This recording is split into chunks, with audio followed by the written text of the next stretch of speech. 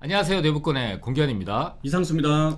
정부가 지난 21일 2023년 경제정책 방향이라는 걸 발표했죠. 네, 그렇죠. 그리고 나서 며칠 바로 뒤에 이 추경호 경제부총리가 25일 크리스마스에 이 1월부터 바로 규제 지역을 해제하겠다. 그리고 그 바로 이어서 2월 달에 취득세 개편안을 제출하겠다라고 KBS와 인터뷰에서 밝혔습니다. 현재 남아있는 규제 지역 같은 경우에는 네. 서울하고 경기도 4곳밖에는 남아있지 않잖아요. 그렇죠. 근데 제가 보면 사람들이 서울이 어떻게 풀릴 것인가 관심이 많거든요. 그렇습니다. 근데 과거의 사례를 보면 강남 3구를 제외한 나머지 지역을 싹 다 풀었어요. 한꺼번에? 예. 그렇죠. 근데 이번 같은 경우에는 강남 3구 중에서도 송파구의 가격 하락이 유독 심하단 말이죠. 그렇죠. 그렇죠. 그러면 이번에는 강남 서초구만 남겨놓고 송파구까지 해제될 가능성이 상당히 크다라고 볼 수가 있고요. 아, 그렇게 과감하게 푼다고요? 네, 네. 저는 특히나 네. 서울에서 이렇게 규제 지역 해제가 된다라는 것은 네. 굉장히 큰 의미가 있다라고 생각을 하는데요. 어떤 의미가 있죠? 왜 그러냐면 이 조정 대상 지역까지 해제가 되면 재당청 5년 제한이라는 게 있잖아요. 그렇죠. 근데 이 재당청 5년 제한이 풀리게 되면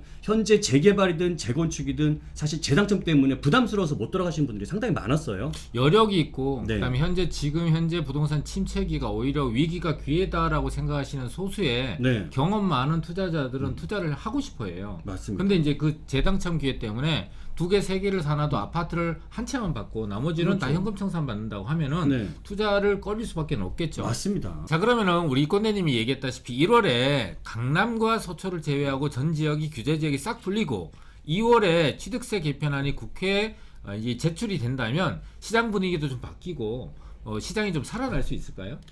바로 살아나기는 어려울 것 같은데요. 네. 일단은 가격 하락이 멈추는 게 우선이라고 생각을 합니다. 그렇죠. 그 다음에 이제 일정 기간 이런 흐름이 좀 유지가 됐다가 그 이후에 반등하는 흐름으로 갈 것 같은데요. 네. 가장 먼저 우리가 봐야 될 것은 가격 하락이 멈출 수 있는 상황을 체크를 해야 되는데 네. 이게 한 3가지 정도를 꼭 봐야 될 것 같습니다. 자, 이 3가지는 금리, 전세, 임대사업자입니다. 네. 근데 금리 같은 경우에는 이미 많은 다수의 전문가들이 내년 3월 달이면 금리 정점을 찍겠다라고 예상을 하고 있잖아요. 그렇죠. 그렇게 보면 금리 부담은 사실상 좀 많이 줄어드는 거 아닙니까? 거기다가 네. 정부가 기금을 통해서 이 금리와는 상관없이 고정금리로 4%대의 주택담보대출을 제공하고 지원을 하고 있다 보니까 금리 상승이 멈추는 것만으로도 일단 심리가 호전이 될 것이고 고정금리를 이용할 수 있다라면 시중금리보다 훨씬 낮은 담보대출을 이용할 수 있기 때문에 금리의 영향, 리스크는 많이 해소가 될 수 있다고 볼 수 있죠. 저는 이 두 번째 전세도 마찬가지라고 봐요. 네. 현재 전세 대출 이자가 거의 7%, 8%도 나오다 보니까 전세를 안 들어가고 월세로 돌아가는데 그렇죠, 그렇죠. 그러니까 전세값이 하락이 된단 말이죠. 그렇습니다. 근데 좀 전에 말씀하신 특례 보금자리론처럼 특례 버팀목 대출이라는 것도 내년 상반기에 나오게 됩니다. 반드시 나오죠. 네, 그러면 요거는 금리가 한 3%대 정도 나온다라고 했을 때는 전세 수요가 많이 들어올 수가 있고 전세값 하락도 멈출 수가 있는 거 아니에요. 그러니까 전세 가격 하락이 왜 중요하냐면요. 실수요자가 있고 투자자 수요자가 있잖아요. 근데 실수요자는 상관없지만 투자 수요는 반드시 이 레버리지라는 걸 이용하는데 이 전세 금액이 낮게 되면은 갭이 커지기 때문에 투자 금액이 많이 들어가서 투자자들 입장에서는 투자 수요로 진입하기가 굉장히 어렵고 진입 장벽이 높아지거든요. 그게 일시간에 해소가 된다면 시장 상황은 호전되는데 큰 기여를 할 수밖에 없죠. 세 번째는 임대사업자예요. 네. 그동안 아파트가 등록을 못했잖아요. 그렇죠. 근데 이번에 풀어주겠다라고 했고 네. 또 면적도 60제곱미터 이하만 할 수 있었던 것을 85제곱미터 이하의 아파트도 등록을 하겠다라고 발표를 했어요. 이거는 의외였죠. 네, 그러다 보니까 이런 부분이면 굉장히 임대사업자가 활성화가 많이 될 거다라고 예상은 되는데요. 거기다가 이 임대사업자 중에서 기업형 임대사업자 같은 경우는 대량의 거래를 하잖아요. 그렇죠. 그럼 지금 현재 나와 있는 매물들 중에서 급매나 급급 매물들을 많이 소화하게 되면은 가격 하락을 멈추는데 일조를 하게 될 거고, 그리고 임대사업자에서 가장 중요한 것이 양도세 감면이에요. 근데 이번에 발표를 안 했단 말이에요. 그렇죠. 장기보유 특별공제 70% 100%가 나왔어야 됐는데 이번에 이걸 다 풀자니 보세요. 이거 국회 통과해야 되는데 그렇죠. 아파트 집어넣었어, 장기보유 특별공제 집어넣었어. 그럼 통과 안 될 가능성이 크거든. 그렇죠. 그렇죠. 그러니까 이번에는 먼저 국회 통과하기 위해서 아파트 집어넣고 이 이후에 통과가 되고 나면 시행령이나 대통령령으로 장기보유 특별공제를 적용하겠다라는 겁니다.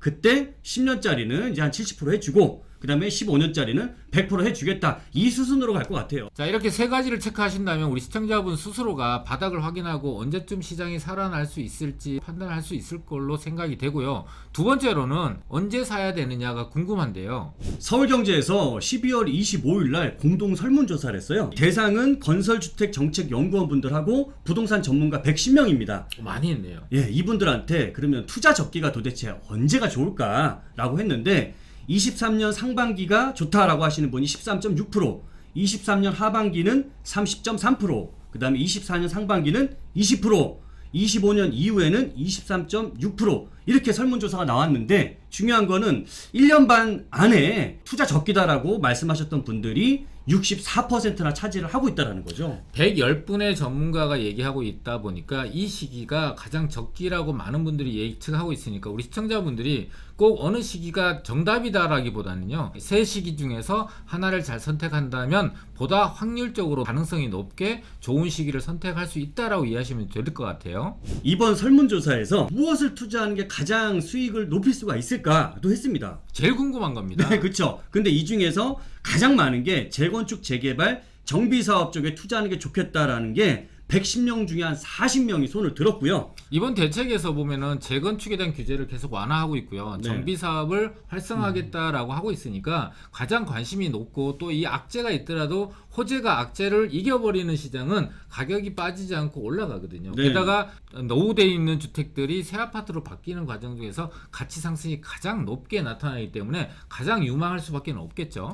그리고 또 상대적으로 아파트 신규 분양 같은 경우에는 최근에 미분양도 좀 많아 나오고 있는 그렇죠. 상황이고 또 가격도 비싸게 분양이 되다 보니까 약간 인기도에서는 지금 더 밀린 것 같아요. 그래서 이 아파트, 신규 아파트가 될 부동산이 가치가 유망하다. 그렇죠. 그렇게 보고 있는 거죠. 네. 자, 우리가 지금까지 네. 첫 번째로 시장 하락이 멈출 세 가지 체크 포인트를 확인을 했고요. 그렇죠. 그 다음에 언제 사는 게 좋을 것인가를 체크를 했고, 맞습니다. 그 다음에 세 번째는 무엇을 사야 되는지, 네네. 그 다음에 이제 마지막으로는 어디를 사야 될 것인지, 이거 굉장히 중요할 것 같아요. 자, 정부가 임기 내에 대규모 주택 공급을 추진하겠다는 목표를 밝힌 이상 수요자가 원하는 도심 공급을 포기할 수 없다. 이는 재개발, 재건축 등 정비사업 추진 동력을 얻게 된다는 의미예요. 그러니까 정부가 강력하게 추진하겠다는 거고 또 시장이 살아날 때 가장 큰 혜택과 수혜를 보는 것이 이 재개발, 재건축이라는 거예요. 네. 그럼 재개발, 재건축이면서 도심권을 노려봐라. 네. 이게 여기에서 정답을 제시하고 있는 거거든요.